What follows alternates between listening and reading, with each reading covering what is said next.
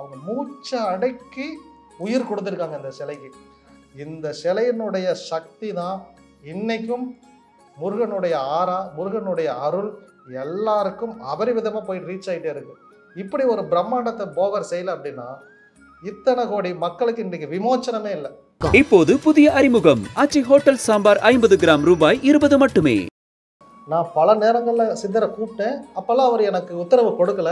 ஏன் உத்தரவு கொடுக்கலன்னு சொல்லிட்டு நேரங்களை மாற்றி நல்ல நேரத்தில் கூப்பிட்டு பார்த்து, சஷ்டியில் கூப்பிட்டு பார்த்து, கௌரி நல்ல நேரத்தில் கூப்பிட்டு எல்லாமே நான் பண்ணி கடைசியாக நான் கண்டுபிடிச்ச ரிசல்ட்டு தான் பிரம்ம முகூர்த்தம். பிரம்ம முகூர்த்தத்துக்குன்னு ஒரு சக்தி என்ன அப்படின்னா, இயல்பாகவே மனிதர்கள் தூங்கும்போது நீங்கள் ஒரு வேலையை செஞ்சீங்கன்னா அந்த வேலை சக்ஸஸ் நடக்கும். 3 to 5 பிரம்ம முகூர்த்தத்தில் கடவுள் வழிபாடு பண்ணுங்கள், உங்களுக்கு சிறப்பான ரிசல்ட் இருக்கும். வீட்டுக்குள்ளேயே நீங்கள் பாத்ரூம் வச்சிட்றோம், இது நம்மளுடைய கட்டாயம் ஆயிடுச்சு. அப்போ அங்கே ஒரு துர்நாற்றம் வீசும்போது லட்சுமி வரமாட்டா. நீங்கள் குளிக்கிற தண்ணியில் கல் உப்பு உள்ளங்கை அளவு போட்டு கிளாக் வைஸ் சுற்றி அந்த தண்ணீரில் குளிக்கணும். கண் திருஷ்டியாக இருந்தாலும் இப்போ கழிஞ்சிடும். ஸோ அப்போ 5ல் சனி இருந்ததுன்னா குழந்தை பாக்கியம் லேட் ஆகும். 7ல் சனி இருந்துச்சு அப்படின்னா உங்களுடைய திருமணம் லேட் ஆகும். துஷ்ட சக்தி இருக்குது அப்படின்னு உங்களுக்கு ஒரு டவுட் இருக்குது அப்படின்னா மிகச்சிறந்த பரிகாரம் வெண்கடுகு. ஒரு எலும்புச்சம்பளம் வாங்கிக்கோங்க, 2ஆக கட் பண்ணுங்க, அதில் வெண்கடுகு தூவுங்க, மிளகு ஒரு 4 தூவுங்க, ஒன்றா மூடுங்க. மூடிட்டு சாம்பிராணி புகை போடும்போது அதுலேயும் நீங்கள் வெண்கடுகை எரிக்கணும். அந்த வாசம் துஷ்ட சக்திகளை நீக்கும். இப்போ லக்ஷ்மி உள்ளே வரணும்னா 3 பொருட்கள். 1 கிராம்பு, ஏலக்காய், பச்சை கற்பூரம். இந்த 3ஐயும் ஒரு சின்ன மஞ்சள் துணியில் சுற்றி பக்தி கதைகள், பக்தி பாடல்கள் மற்றும் ஆன்மீக சொற்பொழிவுகள் மூலம் உங்கள் ஆன்மாவை தூய்மைப்படுத்துங்கள். இன்றைய ஆலய ஆப்பை டவுன்லோட் செய்யவும். குறைந்த விலை, நிறைந்த தரம், தங்கள் தேவைகள் அனைத்தும் ஒரே இடத்தில். ஜெயச்சந்திரன். ஆன்மீக கிளிட்ஸ் நேயர்கள் அனைவருக்கும் அன்பார்ந்த வணக்கம். மேவிய வடிவுறும் வேலவா போற்றி, தேவர்கள் சேனா பத்தியே போற்றி, குரமகள் மணமகிழ் கோவே போற்றி, திறமிகு திவ்ய தேகா போற்றி, இடும்பா யுதனே இடும்பா போற்றி, கடம்பா போற்றி, கந்தா போற்றி. இன்றைக்கு இந்த பதிவை பார்த்துட்டு இருக்கிற உங்களுக்கு ஜோதிடம் சம்பந்தமாகவும் ஆன்மீகம் சம்பந்தமாகவும் பக்தி சம்பந்தமாகவும் இருக்கக்கூடிய குழப்பம் விலகி ஒரு தெளிவுத்தன்மையை நீங்கள் பெற போறீங்க. அதற்கான ஒரு சரியான நபர் தான் நம்மிடையே அமர்ந்திருக்கின்றார். மரியாதைக்குரிய திரு அசோக் ஆஸ்ட்ரோ அவர்கள் இன்று நம்மிடையே இருக்கின்றார். வாருங்கள், அவரை சந்திக்கலாம். வணக்கம் சார். வணக்கம். கேளக்கிய சித்தர் நமோ நமக. கேளக்கிய சித்தர் நமோ நமக. சித்தரினுடைய அருளையும் அவருடைய பெருமைகளையும் அதிசயங்களையும் நம்ம போன பதிவுகளை மிக சிறப்பாக தெரிஞ்சுக்கிட்டு வந்துட்டு இருந்தோம். அந்த வகையில் ஒரு ஜோதிடரா, ஜோதிடம் தெரிந்த நபரா உங்களிடம் சில பொதுவான கேள்விகள் கேட்கணும்னு எங்களுடைய விருப்பம். அதன்படி நம்ம அதிகாலையிலிருந்தே ஆரம்பிப்போம். இந்த பிரம்ம முகூர்த்தம் அப்படின்றத நம்ம கேள்விப்படுறோம். பொதுவாக முகூர்த்தம் அப்படின்னா கல்யாணத்துக்கு பார்ப்பாங்க, நல்ல நேரம் அப்படின்னா புதுசாக ஏதாவது பொருள் வாங்குறதுக்கு பார்ப்பாங்க. பிரம்ம முகூர்த்தத்தினுடைய மகிமை என்ன? யாரெல்லாம் இந்த பிரம்ம முகூர்த்தத்தை எதற்கெல்லாம் பயன்படுத்தலாம்? நம்ம கேளக்கிய சித்தர் வழிபாட்டிலேயே பிரம்ம முகூர்த்தத்தில் வழிபாடு பண்ணுங்கன்னு சொல்லி கொடுத்துருக்கோம். இந்த பிரம்ம முகூர்த்த நேரத்தையுமே நான் முதல் தடவையிலே இந்த நேரத்தில் நான் செலக்ட் பண்ணணும் அப்படின்னு கேட்டால் இல்லை. நான் பல நேரங்களில் சித்தரை கூப்பிட்டேன். அப்போல்லாம் அவர் எனக்கு உத்தரவு கொடுக்கல. ஏன் உத்தரவு கொடுக்கலன்னு சொல்லிட்டு நேரங்களை மாற்றி நல்ல நேரத்தில் கூப்பிட்டு பார்த்து, சஷ்டியில் கூப்பிட்டு பார்த்து, கௌரி நல்ல நேரத்தில் கூப்பிட்டு எல்லாமே நான் பண்ணி கடைசியாக நான் கண்டுபிடிச்ச ரிசல்ட்டு தான் பிரம்ம முகூர்த்தம்.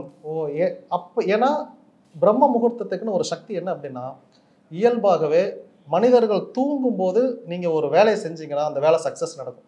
நீங்கள் பாருங்கள், சாதிச்ச எல்லா நபர்களும் நைட்டில் ஒர்க் பண்ணுறவங்களாம் இருப்பாங்க. என்ன நடக்குதுங்க அப்படின்னு கேட்டிங்கன்னா, இப்போ நீங்கள் நானும் முழிச்சிட்டோம். 6 மணிக்கு எல்லாரும் இந்த பிரபஞ்சத்தில் முழிச்சிருவாங்க. மொத்த நினைவு அலைகளும் இந்த பிரபஞ்சத்தை நோக்கி போக ஆரம்பிக்கும். டிராஃபிக் ஜாம் ஏற்படும். அப்போ 1,00,000 பேரில் நீங்கள் காம்படிஷன் போட்டியே போடாதீங்க, 100 பேரில் போட்டி போடுங்க, நீங்கள் ஜெயிச்சிருவீங்க. அப்போ முதல்ல இந்த சிந்தனைகள்லாம் எப்போ சிக்னல் டிராஃபிக் எப்போ கிளியர் ஆகுதுன்னு பாருங்கள். எல்லோரும் தூங்கிட்டு இருக்காங்க, நீங்கள் எந்திரிச்சிருங்க. நீங்கள் எந்திரிச்சு இப்போ நீங்கள் மட்டும்தான் ரேஸில் ஓடுறீங்க, கன்ஃபார்ம் நீங்கள் ஜெயிக்க போகிறீங்க. அப்போ பிரம்ம முகூர்த்தத்தை செலக்ட் பண்ணுங்கள். இந்த பிரம்ம முகூர்த்தம் பழிக்கிறதுக்கான காரணமே எந்த எண்ண ஓட்டங்களும் இந்த பிரபஞ்சத்தை ரீச் பண்ணுறதே இல்லை. 2வது வானத்திலையும் 2வது வானம் 3வது வானம் அப்படின்னு இருக்கும். அதிகாலை நேரத்தில், அதாவது அந்த பொழுதுக்கு இது இரவா பகலான்னு நீங்கள் சொல்ல முடியாது. பகல் வந்துக்கிட்டு இருக்குது, இரவு மெல்ல மெல்ல போய்கிட்டு இருக்குது. இந்த 2மே இருக்குது. இந்த நேரத்துக்கு சக்திகள் அதிகம். அதனால தான் இதை நரசிம்ம அவதாரத்திலையுமே கூட அவர் அப்படி தான் கேட்டார்.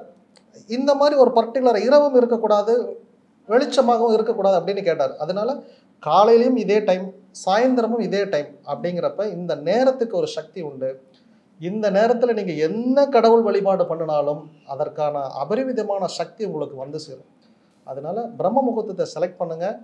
டைம் என்ன அப்படின்னு கேட்டீங்கன்னா 4:30 கிட்டத்தட்ட நீங்கள் 5:30 வரைக்கும். இல்லைங்க நான் 3 மணிக்கே எந்திரிச்சிருவேன்னா நீங்கள் தாராளமாக 3 to 5 பிரம்ம முகூர்த்தத்தில் கடவுள் வழிபாடு பண்ணுங்க. உங்களுக்கு சிறப்பான ரிசல்ட் இருக்கும். இப்போ சக்ஸஸ் அப்படின்றத பொறுத்த வரைக்கும் பொருள் சேர்ப்பது அப்படின்ற ஒரு நிலைக்கு நம்ம தள்ளப்பட்டிருக்கோம். பொருள் இல்லாமல் இந்த உலகத்தில் யாருக்குமே இடமே இல்லை அப்படின்ற ஒரு சூழலில் எனக்கு செல்வம் சேரணும் அப்படின்னு விரும்பக்கூடியவர்கள் செய்ய வேண்டிய முறைகள் அப்படின்னு ஏதேனும் இருக்குங்களா? வழி இருந்தால் கொஞ்சம் சொன்னீங்கன்னா நல்லாயிருக்கும். நீங்கள் செல்வம் சேர்றதுக்கு எல்லா விஷயத்துக்குமே நீங்கள் என்ன தெரிஞ்சுக்கணும்னா என்ன நான் செய்யணும், என்ன நான் செய்யக்கூடாது. ஓகே, இப்போ செல்வம் அப்படின்னா இந்த செல்வத்துக்கு அதிபதி யார்? ஒன்று குரு, இன்னொன்று சுக்கிரன், மகாலட்சுமி. ஓகே, இந்த குரு பகவானை நீங்கள் பிடிச்சிக்கணும். உங்கள் ஜாதகத்தில் குரு வலுவாக இருக்கிறாரா, வலிமை குன்றி இருக்கிறாரா அப்படின்னு பார்க்கணும். இப்போ குரு பகவானை கொடுக்கக்கூடிய நிறங்கள் மஞ்சள் கலர். சுக்கிர பகவான் அப்படின்னா இந்த சுக்கிர ஹோரையில் நீங்கள் ஒரு வேலையை துவங்கணும். இந்த ஹோரைகளையும் நீங்கள் கணக்கு வச்சுக்கணும், நிறங்களையும் கணக்கு வச்சுக்கணும், கிழமைகளையும் நீங்கள் கணக்கு வச்சுக்கணும். இதில் நீங்கள் முயற்சி பண்ணும்போது நிச்சயமாக உங்களுக்கு வெற்றி கிடைக்கும். ஃபஸ்ட்டு உங்களுக்கு செல்வம் பெருகணும் அப்படின்னா வீட்டில் இருக்கக்கூடிய துஷ்ட சக்திகளை வெளியே துரத்தணும். இவங்க வெளியே போயிட்டாங்கனாலே பாசிட்டிவ் உள்ளே வந்துடுவாங்க. அவங்க உள்ளே வர்றதுக்கு தடையே இதுதான். அப்போ முதல்ல தடைகளை தான் களையணும். ஃபஸ்ட்டு உங்கள் பாத்ரூம் நீட்டாக இருக்கணும். பாத்ரூமோட சைஸ் இன்றைக்கி பார்த்தீங்க அப்படின்னா 4x3, 3x3 அப்படிங்கிற அளவுக்கு பண்ணிடுறாங்க. முதல் தவறு. என்ன சைஸில் இருக்கணும் அப்படின்னா கட்டில் சைஸ் ஞாபகம் வச்சுக்கோங்க. 6x4 மினிமம் இருக்கணும். அந்த சைஸ். ஹைட்டு 10 அடி 11 அடி கட்டாயம் இருக்கணும். எல்லாரும் பாத்ரூமுக்கு மேலே தான் இந்த ஸ்டோரேஜ் எல்லாம் பழைய பொருட்களை போட்டு வைக்கிறதுக்காக ஒரு ஸ்டோரேஜை உருவாக்கிடுறாங்க. முதல் தவறு. நீங்கள் இடத்த சுருக்கும் போது அங்கே துர்நாற்றம் வீச ஆரம்பிக்கும். இப்போ எல்லார் வீட்லேயும் என்ன மைனஸ்னா வீட்டுக்குள்ளேயே நீங்கள் பாத்ரூம் வச்சிட்றோம். இது நம்மளுடைய கட்டாயம் ஆயிடுச்சு. அப்போ அங்கே ஒரு துர்நாற்றம் வீசும்போது லட்சுமி வரமாட்டா. அதனால் முதல்ல இந்த பாத்ரூம் க்ளீனாக இருக்கணும். அதுக்கு அது பெருசாக இருக்கணும், காற்றோட்டமாக இருக்கணும். கண்டிப்பாக நீங்கள் எக்ஸாஸ்ட் ஃபேன் வைக்கணும். ரெண்டாவது அதை க்ளீனாகவும் வச்சுக்கணும். இதை பண்ணிட்டீங்கனாலே இந்த துர்நாற்றம் அப்படின்னாலே இது சனி பகவான் தான். அவருக்கு எப்போ நீங்கள் இடம் கொடுக்கலையோ லக்ஷ்மி உள்ளே வந்துடுவாங்க. ரெண்டாவது உங்களுடைய கால். நீங்கள் குளிக்கும்போது தேய்ச்சி குளிக்க வேண்டிய ஒரு பகுதி உங்களுடைய கால். ரெண்டாவது உங்களுடைய வலது காலை வலது கையில் க்ளீன் பண்ணணும், இடது காலை இடது கையில் க்ளீன் பண்ணணும். நீங்கள் குளிக்கிற தண்ணியில் கல் உப்பு உள்ளங்கை அளவு போட்டு கிளாக் வைஸ் சுற்றி அந்த தண்ணீரில் குளிக்கணும். கண் திருஷ்டியாக இருந்தாலும் இப்போ கழிஞ்சிடும். இப்போது பாத்ரூம் க்ளீன் ஆகிருச்சு, நாம் க்ளீன் ஆகிட்டோம். இல்லை எனக்கு சனியின் தாக்கம் இன்னும் அதிகமாக இருக்குன்னா அந்த தண்ணியில் நீல கலர் இருக்கக்கூடிய சங்குப்பூ 3 பூ போட்டு குளிச்சிருங்க. சங்குப்பூ 3 பூ போட்டு டீ வச்சு நீங்கள் குடிக்கலாம். அப்படி குளிச்சிங்கனாலும் சனியினுடைய தாக்கம் குறைஞ்சு உங்களுக்கு வேலைகள் வேகமாக நடக்கும். சனி அப்படின்னாலே தாமதம் அப்படின்னு அர்த்தம். ஏன் தாமதம் அப்படின்னு கேட்டால் சனி பகவானுக்கு ஒரு கால் ஊனம் அப்படின்னு சொல்லுவாங்க. ஊனமாக இருக்கிறவர் மெதுவாக தான் நடந்து வருவார். அப்போ அவர் வரவே மாட்டாரான்னு கேட்டால் அப்படி இல்லை, வருவார், கொஞ்சம் லேட் ஆகும். ஸோ அப்போ 5ல் சனி இருந்ததுன்னா குழந்தை பாக்கியம் லேட் ஆகும். 7ல் சனி இருந்துச்சு அப்படின்னா உங்களுடைய திருமணம் லேட் ஆகும். 4ங்கிற உங்கள் அம்மாவுடைய ஸ்தானத்தில் சனி இருந்தால் அம்மாவுடைய பாசம் உங்களுக்கு லேட்டாக கிடைக்கும். 9ங்கிற உங்களுடைய அப்பாவுடைய வீட்டில் சனி இருந்தால் அப்பாவுடைய பாசம் உங்களுக்கு லேட்டாக கிடைக்கும். 4ங்கிறது உங்களுடைய படிப்பு. இந்த படிப்பில் சனி இருந்துட்டாலோ உங்களுக்கு லேட்டாக பிக்கப் ஆகும். அதாவது 8வது வரைக்கும் சில குழந்தைகள் நல்லாவே படிச்சிருக்க மாட்டாங்க. திடீர்னு பார்த்தீங்கன்னா 10வதுக்கு மேலே நல்லா படிச்சிருப்பாங்க. இதை மாறியும் ஒர்க் அவுட் ஆகும். ஒருவேளை 9ல் உங்களுக்கு சனி இருந்துட்டா 8வது வரைக்கும் பிரைட்டாக இருந்த ஒரு ஸ்டூடெண்ட் 9ங்கிறது உங்களுடைய உயர்கல்வி, அங்கே சனி வந்துட்டங்காட்டி 8 வரைக்கும் நல்லா படிச்சுட்டு இருந்த பையன் எப்போ பப்ளிக் எக்ஸாம் வருதோ அப்போ பார்த்து 250 மார்க் வாங்கியிருப்பார். அப்போ உங்கள் ஜாதகத்தில் சனி எங்கே இருக்கிறாருன்னு நீங்கள் கண்டுபிடிச்சி அவரை முதல்ல கிளியர் பண்ணிட்டீங்க அப்படின்னா உங்கள் வாழ்க்கை இங்கே சுபிட்சமாக மாறிடும். ரெண்டாவது, துஷ்ட சக்தி இருக்குது அப்படின்னு உங்களுக்கு ஒரு டவுட் இருக்குது அப்படின்னா மிகச்சிறந்த பரிகாரம் வெண்கடுகு. ஒரு எலும்புச்சம்பளம் வாங்கிக்கோங்க, 2ஆக கட் பண்ணுங்க, அதில் வெண்கடுகு தூவுங்க, மிளகு ஒரு 4 தூவுங்க, ஒன்றா மூடுங்க. மூடிட்டு இப்போ முன்னையும் பின்னையும் ஒரு பச்சை கற்பூரம் வச்சு இப்போ கொளுத்திடுங்க. இதை வந்து ஒரு தூபக்காலில் வச்சுக்கோங்க. தூபக்காலில் வச்சு உங்கள் வீட்டுக்கு வெளியே இல்லை உங்கள் காம்பவுண்டு சவுருக்கே வெளியே கொண்டு போய் வச்சு முழுசாக எரிச்சதுக்கப்புறம் கொட்டிட்டு வந்துடுங்க. கந்திஷ்டியாக இருந்தாலும் செய்வனியாக இருந்தாலும் நிச்சயமாக நிகழ்ந்துடும். வெண்கடுகு எரியும் போது ஒரு நறுமணம் வரும். அந்த நறுமணம் துஷ்ட சக்திகளை ஓட ஓட விரட்டும். அந்த வாசத்தை அவங்களால தாங்கிக்கவே முடியாது. ஒரு துர்நாற்றம் வீசுகிற நாம் எப்படி ஓடுவோமோ அதை மாதிரி அந்த வாசனைக்கு அவங்களெல்லாம் ஓடுவாங்க. அதனால உங்கள் சாம்பிராணி புகை போடும்போது அதுலேயும் நீங்கள் வெண்கடுகை எரிக்கணும். அந்த வாசம் துஷ்ட சக்திகளை நீக்கும். வீடு முழுக்க கொண்டு போய் காட்டணும். என்ன கிழமைகளில் இதை பண்ணலாம் அப்படின்னு கேட்டிங்கன்னா, செவ்வாய்க்கிழமை, வெள்ளிக்கிழமை, இந்த 2 கிழமைகளில் தவறாமல் பண்ணுங்க. காலை எல்லா பரிகாரமும் காலையில் மட்டும் பண்ணணும். இதை நீங்கள் பண்ணிட்டீங்கனாலே முதல்ல அதுதான் உள்ள இருக்கிற பேட் வைப்ரேஷனை வெளியே துரத்திட்டீங்கனாலே ஆட்டோமேட்டிக் இனி பாசிட்டிவ் தான். துஷ்ட சக்தி இருக்குன்றதை எப்படி தெரிஞ்சுக்க முடியும்? நம்ம துஷ்ட சக்தி இருக்கா அப்படின்னா உங்கள் வீட்டில் ஒரு சுப காரியமே நடக்க விடாது. சில பேர் வீட்டில் பார்த்தீங்க அப்படின்னா 2 குழந்தைகள் இருப்பாங்க. 2 குழந்தையுமே லவ் மேரேஜ் பண்ணியிருப்பாங்க, கல்யாணம் பண்ணியிருக்க மாட்டாங்க. இப்போ அடுத்து வளகாப்புன்னு ஒரு சம்பவம் நடக்கணும். அந்த வளகாப்பும் பண்ணியிருக்க மாட்டாங்க. சரி மொட்டை அடிக்கணும்ல அப்படின்னு கேட்டால் அந்த மொட்டை அடிக்கிற நேரத்தில் யாராவது ஒருத்தங்க இறந்துருப்பாங்க. அப்பையும் அந்த நிகழ்வு நடக்கவே விடாது. 2வது இப்படி எல்லாம் தடங்களாகவே இருக்குது, குலதெய்வ கோயிலுக்கு போகணும் அப்படின்னு அவங்க நினைப்பாங்க. குலதெய்வ கோவிலுக்கும் போக விடாது. ஏன்னா இதெல்லாம் செஞ்சிட்டீங்கன்னா இந்த தோஷம் கழிஞ்சிரும். உங்களை செய்ய விடாமல் தடுக்கிறது மட்டும்தான் அவங்களோட வேலை. அவங்க வேலையை அவங்க கரெக்டாக செய்வாங்க உள்ளே இருந்துட்டு. நம்ம வேலையை தான் நம்ம கரெக்டாக செய்யறதில்ல. அப்போ உங்கள் சுப காரியங்கள் தடைபடும். நீங்கள் எடுத்த காரியத்தை உங்களால் சரிவர செய்ய முடியாது. இன்னைக்கு ரிசல்ட்ஸ் எடுப்போம், நாளைக்கு பார்த்தா அந்த முயற்சியை கைவிட்டுரும். அப்போ நம்மளுடைய ஸ்டெபிலிட்டி அங்கே உடஞ்சு போகும். நம்ம நம்பிக்கை வந்து உடஞ்சு போகும். இல்லை எனக்கு எப்பவுமே இப்படிதான், எனக்கே தெரியும் நடக்காது அப்படிங்கிற மாதிரி ஒரு மைண்ட் செட் வந்துடும். இது உங்களை வந்து பின்னோக்கி இழுத்துட்டு போயிடும். இதுதான் நீங்க அப்படின்னு உங்களை நம்ப வச்சிடும். உங்களை நம்ப வச்சுட்டாலே அதுதான் நீங்க. அதுக்கப்புறம் நீங்களே முயற்சி எடுக்க மாட்டீங்க. ஸோ இந்த முதல் உங்கள் முயற்சிகள் எல்லாமே கை கூடணும். 2வது இப்போ லக்ஷ்மி உள்ள வரணும்னா 3 பொருட்கள். 1 கிராம்பு, ஏலக்காய், பச்சை கற்பூரம். இந்த 3ஐயும் ஒரு சின்ன மஞ்சள் துணியில் சுற்றி ஹேண்ட்பேக்கில், உங்கள் ட்ராவில், பீரோவில், கிச்சனில் எத்தனை ரூம் இருக்கோ எல்லா ரூம்லேயும் வச்சுருங்க. இது பாசிட்டிவாக உங்களுக்கு ஸ்ப்ரெட் பண்ணி கொடுக்கும். லக்ஷ்மியும் உள்ளே இழுக்கும். அதே மாதிரி உங்கள் நிலவு கால் மஞ்சள் குங்குமம் எப்போதும் அதில் நிறைஞ்சிருக்கணும். நீங்கள் சாம்பிராணி காட்டும் போது கூட உங்கள் நிலவு காலுக்கு காட்டணும். உங்கள் நிலவு காலை மிதிச்சிடவே கூடாது. அங்கே லக்ஷ்மி இருக்காங்க, அதனால மிதிச்சிடவே கூடாது. அது அவங்களுக்கு உரிய மரியாதை நீங்கள் கொடுக்கணும். நிலவு காலத்தை பார்த்தீங்கன்னா இந்த தலைமுடிகளில் பெண்கள் முடி அங்கே சுற்றிக்கிட்டே இருக்கும். ஏன்னா இந்த ஃபேன் ஓடுக்கிறக்கிட்டே அங்கே சுற்றும். எந்த முடியும் நிலவு கால்கிட்டே இருக்கக்கூடாது. மற்ற பக்கம் கூட இருக்கட்டும். அதை உடனேயுமே க்ளீன் பண்ணுங்க. அதே மாதிரி நிலவு காலை தாண்டி சாப்பிட்டுட்டே அதை கடந்து போகாதீங்க. நீங்க சாப்பிட்டுட்டு இப்போ சாப்பிட்டுட்டு இருக்கிறீங்க, வெளியே யாராவது கூப்பிடுறாங்க அப்படின்னா அசை போட்டுக்கிட்டு கடந்து போறது அப்படி பண்ணவே அது பண்ணக்கூடாது. அப்படின்னா அந்த உணவு கூட உங்களுக்கு செரிமானம் ஆகாதுங்கிறத ஆகம விதி. அதனால தான் சாப்பிடும்போது எந்திரிக்க கூடாது அப்படிம்பாங்க. இல்லை நான் பெட்ரூமுக்கு போனேன், ஃபோன் அடிச்சது எந்திரிச்சு போனேன், இந்த மாதிரி நிலவுகளை தாண்டிட்டு சாப்பிடாதீங்க. எந்த பொருளையுமே சாப்பிடாதீங்க, அதை சாப்பிடக்கூடாது. இதை எல்லாமே ஃபாலோ பண்ணுங்க. இதையெல்லாம் ஃபாலோ பண்ணிங்கனாலே இப்போ உங்களுக்கு லக்ஷ்மின் அனுகிரகம் கிடைக்கும். இப்போ நீங்க ஜாதகத்தை கண்டிப்பா பார்க்கணும். உங்க ஜாதகத்துக்கு தகுந்த வேலையை தான் நீங்க செய்றீங்களா? ஏன்னா உங்க ஜாதகத்துல ராகு பலமா இருந்தா நீங்க மீடியா துறைக்கு வரலாம். உங்க ஜாதகத்துல ராகுவே வீக்கா இருக்கிறாருன்னா நீங்க 7 வருஷம் இங்க உழைப்பு போடுறது வேஸ்ட். ஏன்னா உங்களுக்கு ஹிட்டே அடிக்காது. இன்னைக்கு என்ன விடவும் மிகப்பெரிய ஜோதிடர்கள் இருந்தோம், அவங்க இந்த அவங்க வெளிக்கு வரல, பாப்புலர் ஆகலைன்னா இதுக்கு நீங்க மீடியாவில் ஜொலிக்கிறோம் அப்படின்னாலும் உங்களுக்கு ராகு பகவானுடைய துணை வேணும். இவ்வளவுதான். என்னுடைய வளர்ச்சிக்கு அதிர்ஷ்டம் தான் காரணம். நான் இதை முழுக்க முழுக்க என்னுடைய அறிவு, என்னுடைய உழைப்பு எல்லாம் இருந்தும் என்னை விட அறிவான எல்லாமே இருந்தும் இன்னும் அவங்கெல்லாம் ஷைனே ஆகாமல் இருக்கிறது காரணம் அதிர்ஷ்டம் இல்லை. ஸோ இந்த அதிர்ஷ்டத்தை உங்களுக்கு கொண்டு வரணும். எல்லாருக்குமே அதிர்ஷ்டமே இல்லையான்னு கேட்டால் அப்படி இல்லை. நீங்கள் அதற்கான முயற்சிகளை எடுக்கலை.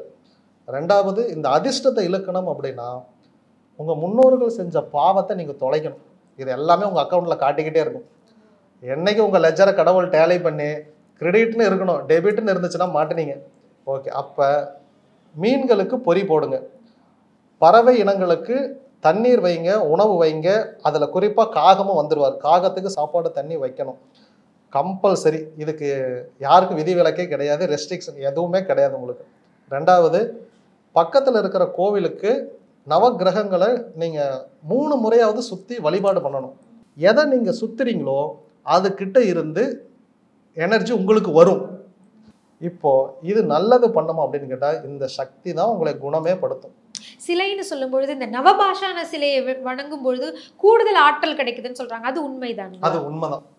இப்போ இந்த நவபாஷானம், இந்த பாஷானம் அப்படிங்கிற வார்த்தைக்கு விஷம் என்று அப்படின்னு பொருள். பொதுவாகவே விஷம் அப்படின்னா லிக்யூடு ஃபார்மில் தான் இருக்கும். திடப்பொருளில் விஷம்னு ஒன்றே கிடையாது. முதல்ல ஒரு லிக்யூடை திடப்பொருளாக மாற்றணும்னா இதை நீங்கள் ஃப்ரீசரில் வைக்கணும். ஓகேங்களா? மீண்டும் அந்த நார்மல் டெம்பரேச்சர் கொண்டு வந்தீங்கன்னா லிக்யூடாக மாறிடும். அப்போ இந்த டெக்னிக் தான் நாம் சாப்பிட்ற சாக்லேட்டில் யூஸ் பண்ணாங்க. அப்போ இதை என்ன பண்ணினார் போகர் அப்படின்னா, திரவ நிலையில் இருக்கிற ஒரு பொருளை இதை விட அதிக வெப்பநிலையில் திடப்பொருளாக மாற்றிட்டார். இப்போ இந்த ரூம் டெம்பரேச்சர் 33 டிகிரி செல்சியஸ், அதை 50 டிகிரி செல்சியஸில் நான் அதை திடப்பொருளாகவே கன்வெர்ட் பண்ணிட்டேன்னு வச்சுக்கோங்களேன். இந்த 33ங்கிறது அதை விட குறைவான வெப்பநிலையில் தான். இதில் அது உருகாது. ஓகேங்களா? அப்போ நான் அந்த வெப்பநிலைக்கு அதை உட்படுத்திட்டேன். அந்த விஷத்தை அதை 33 டிகிரி செல்சியஸில் கொண்டு வந்தேன். அந்த விஷம் கரையில் அது திடப்பொருளாகவே இருந்துச்சு. முதல்ல ஒரு திரவத்தை அவர் திடப்பொருளாக மாற்றினார். இப்போது ஒரு விஷத்தை ஒன்றா கலக்கும் போதே இது பாய்சன் தான். 9 நான் ஒன்றா கலந்துட்டேன், அதில் அபிஷேகம் பண்ணுறேன். அபிஷேகம்னா இப்போ ஒரு பஞ்சாமிரதத்தை அபிஷேகம் பண்ணி அதிலிருந்து கொஞ்சம் வலிச்சு போட்டு இதை தான் கொடுப்பாங்க. சார் இது இப்போ ஆழகால விஷமாக இருக்குமே, இதுதான், இதைத்தான் அவர் பண்ணினார். என்ன காம்பினேஷனில் இதை போட்டால் இது திடப்பொருளாக மாறும். ரெண்டாவது, இதனுடைய மொத்த விஷத்தன்மை இங்கே முறியும். ரெண்டாவது, இந்த பிரபஞ்சத்தில் பாம்புன்னு ஒன்று இருக்குது. பாம்பு தீண்டி இறக்குறவங்க நிறைய பேர். அப்போ இந்த பாம்பை படைக்காமே இருந்திருக்கலாமே. பாம்புக்கு எதுக்கு இவ்வளோ கொடிய விஷத்தை கொடுக்கணும் அப்படின்னா, இப்போ இருக்கக்கூடிய கேன்சர் வியாதிகளுக்கு மருந்து இந்த விஷத்தில் இருந்து தான் கொடுக்குறாங்க. இந்த மனுஷனுக்கு வரப்போகிற எல்லா மிகப்பெரிய வியாதிகளுக்கும் விஷம்தான் தீர்வு. இந்த நவபாஷனுடைய சிலை எவ்வளோ இருக்குன்னு நீங்கள் இமேஜின் பண்ணுறீங்க? பல லட்சம் கோடி. ஏன் அப்படின்னா இது உண்மை அப்படின்னு கேட்டால் நீங்கள் கூகுளில் போய் 1 லிட்டர் தேலினுடைய விஷம் எவ்வளோன்னு மட்டும் நீங்கள் பார்த்துருங்க. 82 கோடி. ஒரே 1 லிட்டர் தேலின் விஷம். அப்போ ஒரு நவபாஷான சிலை 60 கிலோ வருது அப்படின்னா இதை டெஸ்ட் பண்ணுறதுக்கே அவருக்கு கிட்டத்தட்ட ஒரு 120 கிலோ விஷம் வேணும். அவர் முதல்ல செஞ்ச சிலைக்கு பேர் தசபாஷான சிலை. அந்த சிலை எங்கே இருக்குன்னா கொடைக்கானலில் பூம்பாறையில் இருக்கு. அந்த சிலையில் ஒரே ஒரு தவறு நடந்துருச்சு. என்னன்னா, அதிகப்படியான வெப்பத்தை அந்த சிலை உமிழ ஆரம்பிச்சிருச்சு. அதனால இப்போவும் நவபாஷான சிலை பழனியில் இருக்கிற சிலைக்கு வேர்க்கும் தான். ஆனால் அங்கே அந்த உஷ்ணம் அதிகமாகி யாருமே கருவறைக்குள்ளே நிற்க முடியல. அப்போ முருகன் கிட்ட அவர் கேட்குறாரு, இது என்ன பண்ணுறது அப்படின்னு சொல்லி கேட்டப்ப, இதை குளிர்ச்சியான இடத்துல கொண்டு போய் இந்த சிலையை நீ வச்சிரு அப்படின்னு சொன்னங்காட்டி தான் கொடைக்கானல் பூம்பாறையில் கொண்டு போய் தசபான சிலை அங்கே அவர் வச்சுட்டாரு. இப்போ நான் என்ன பண்ணுறது? அடுத்து அவர் முருகன் கிட்ட கேட்குறாரு, இந்த ஒரு விஷயத்தை நான் நீக்கிட்டேன்னா இதை என்னால் திடப்பொருளாக கன்வெர்ட்டே பண்ண முடியல அப்படின்னு கேட்டார். இதை மாற மாட்டேங்குது, லிக்விட்லேயே இருக்குது அப்படின்னாரு. முருகன் கனவுல ஒரு மூலிகையை சொல்கிறார், இந்த மூலிகை இங்கே எடுக்கு, நீ இப்போ அதை பறிச்சுட்டு வா. அதை பறிச்சுட்டு அதை கசக்கி அதில் விடுறாரு. இப்போ திரவம் திடப்பொருளாக மாறிடுச்சு. இப்போ இதில் இருக்கிற ஒரு காம்ப்ளிகேட்டான விஷயம், உளி வச்சு செதுக்குனீங்கன்னா இது ஸ்டோன் இல்லை, ஓகே, இது இட்ஸ் லைக் ஏ கிளே மாதிரி இருக்கும். இது சில்ல செதறிடும். இதை நீங்கள் உருவமே படுத்த முடியாது. அவர் என்ன இதை செதுக்க முடியாதேன்னு சொன்னார். நீ இதை அச்சில் வார்த்துரு அப்படின்னாரு. இப்போ நான் அச்சில் வார்க்கணும்னா இன்னும் ஒரு டூப்ளிகேட் நான் ரெடி பண்ணணும். இந்த டூப்ளிகேட் ரெடி பண்ணி இதை அந்த விஷயத்தை அதில் ஊற்றி இதை ஒரு மோல்டிங்கில் எடுத்தார். இப்போ எடுத்து இந்த சிலை வச்சார். இது சுற்றி இருக்கிற எந்த சீதோசன நிலைக்கும் இது பாதிப்புக்கு உட்படுத்தவே கூடாது. ஏதாவது டேமேஜ் ஆயிருச்சுன்னா இது பயங்கர பிரச்சனை அப்படிங்கிறப்ப இதையும் போகர் ரொம்ப நேர்த்தியாகவே பண்ணார். நாம் ஒரே வார்த்தையில் நவபாஷான சிலைங்கன்னு சொல்லிடுறோம். ஆனால் அதற்கு பின்னாடி இப்போ இதையுமே நான் கிட்டத்தட்ட ஒரு 5 நிமிடம் எக்ஸ்பிளைன் பண்ணியிருக்கேன். இதை அவங்க எப்படி செஞ்சாங்க அப்படின்னா, 2 விஷத்தை இப்போ ஒன்னோட ஒன்று கலக்குறீங்கன்னா இங்கே ஒரு விஷ வாயு உருவாகும். இந்த விஷ வாயு நம்மளை ஆலயம் முடிச்சிடும். இறந்துருவாங்க. ஆமா. அப்ப என்னன்னா போகருக்கு மொத்தம் உதவியா 9 பேர் இருந்தாங்க. அவரோட சயின்டிஸ்ட் டீம்ல 9 பேர். இவங்க என்னன்னா இதே மாதிரி ஒரு கருவறையை ஃபர்ஸ்ட் ரெடி பண்ணாங்க. காற்று கூட போக முடியாது. 9 பேர்ல ஒரு ஆள். இவங்க ஒவ்வொருத்தருமே 1 நிமிடம் மூச்சை நிறுத்தக்கூடிய சக்தி அவங்களுக்கு இருக்கு. இப்ப நான் உள்ள வந்து உட்காந்து 1 நிமிஷம் மூச்சை நிறுத்திடுவேன். ஏன்னா இது விஷவாயு இங்க இருக்கிறது. இந்த காம்பினேஷன்ல இது எல்லாத்தையும் உருவாக்கிட்டு நான் வெளியே போய் அடுத்த ஆள் திரும்ப உள்ள வந்துருவார். உள்ள வந்து நான் எதுல முடிச்சனோ இப்ப அவரு மீண்டும் ரெசிபியை கண்டினியூ பண்ணுவார். இப்படி திரும்ப திரும்ப திரும்ப திரும்ப திரும்ப 10 பேர் முயற்சி பண்றாங்க. இதுல போகர் வந்து இவங்க கரெக்டா செய்யறாங்களான்னு சொல்லிட்டு உள்ள வந்து மானிட்டர் பண்ணி போய் கிட்டத்தட்ட பல வருடங்கள் உருவாக்கிய ஒரு ப்ராசஸ் தான் நவபாஷான சிலை. இல்லைன்னா இந்த 1 நிமிஷம் மூச்சு யாருமே கட்டுப்படுத்த முடியாது. அதிகபட்சம் 10 செகண்ட் 20 செகண்ட், 1 நிமிஷம் முடியாது. அவங்க மூச்சை அடக்கி உயிர் கொடுத்துருக்காங்க இந்த சிலைக்கு. இந்த சிலையினுடைய சக்தி தான் இன்னைக்கும் முருகனுடைய ஆறா, முருகனுடைய அருள் எல்லாருக்கும் அபரிவிதமா போய் ரீச் ஆகிட்டே இருக்கு. இப்படி ஒரு பிரம்மாண்டத்தை போகர் செய்யல அப்படின்னா இத்தனை கோடி மக்களுக்கு இன்றைக்கு விமோச்சனமே இல்லை. இன்றைக்கு நாங்கள் கேட்ட பொதுவான கேள்விகளுக்கு மிகச்சிறப்பான தெளிவான விளக்கங்களை கொடுத்தீங்க. குறிப்பாக நவபாஷானம் பற்றிய இவ்வளோ பெரிய விளக்கம் எங்களுக்கு கொடுத்ததற்கு நிச்சயமாக அந்த முருகன் அருள் தான் உங்களுக்கு இது துணை செஞ்சிருக்கும்னு நினைக்கிறோம். மிக்க நன்றி. நன்றி. கேளக்கர் சித்தர் நமோனம். இப்போது புதிய அறிமுகம் ஆச்சி ஹோட்டல் சாம்பார் 50 கிராம் ரூபாய் 20 மட்டுமே.